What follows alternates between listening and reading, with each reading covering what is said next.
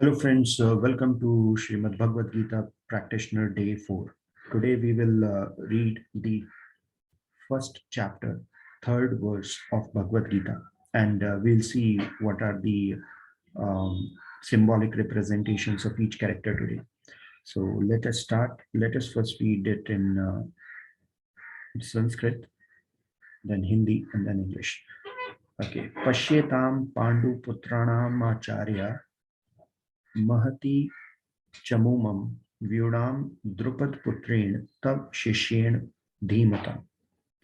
This is the first chapter's third verse. In Hindi, it is, let me open it.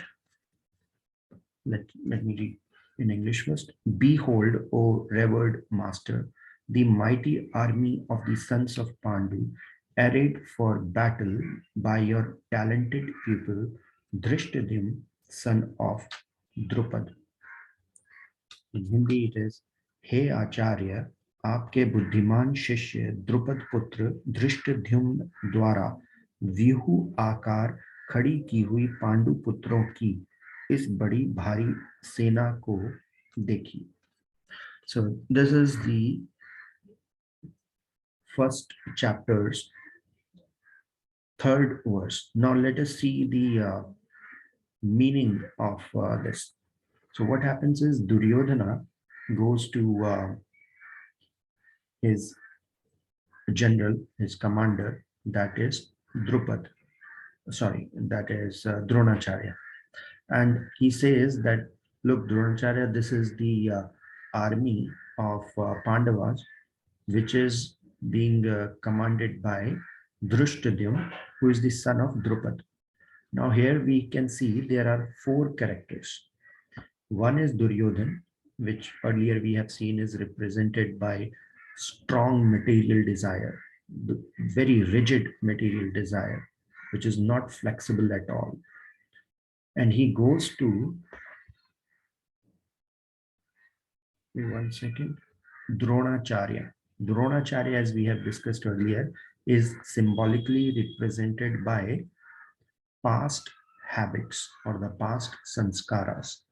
Because you remember in Mahabharata, whether it is Pandav or Kauravas, whether it is positive, empowering tendencies or negative, disempowering tendencies, both have to go to Dronacharya. That means to a skilled master. That means past habits. Without habits, we cannot develop positive, empowering actions or negative, disempowering actions. We have to go to a master, like who can train us, who can repeat those actions again and again. That becomes habit. So Dronacharya is represented by habits, past sanskaras.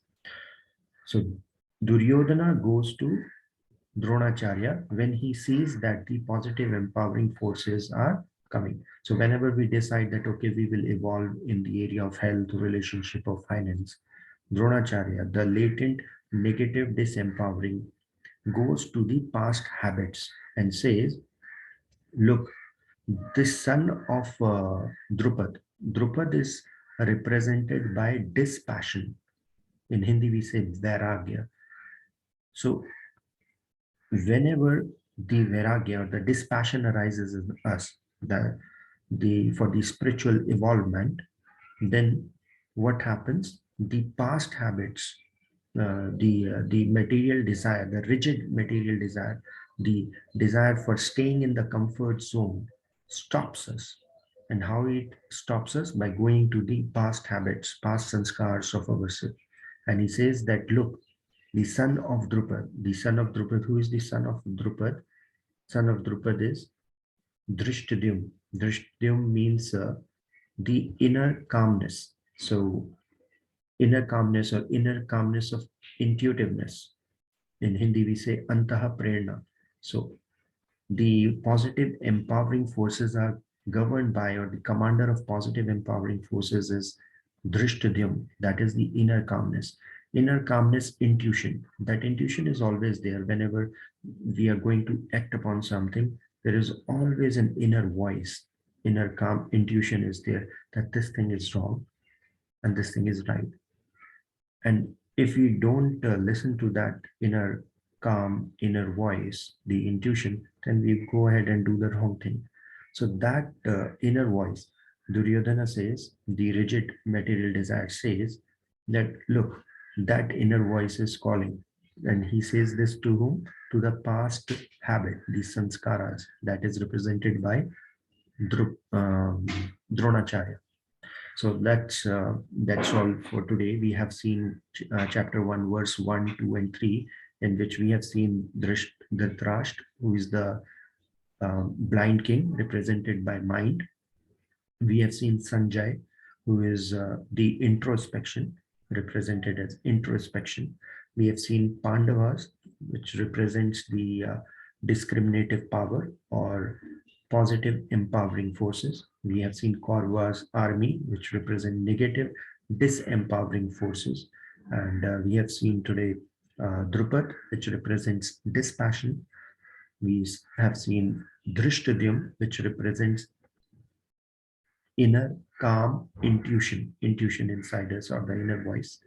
And we have seen Dronacharya, which represents our habits, past habits.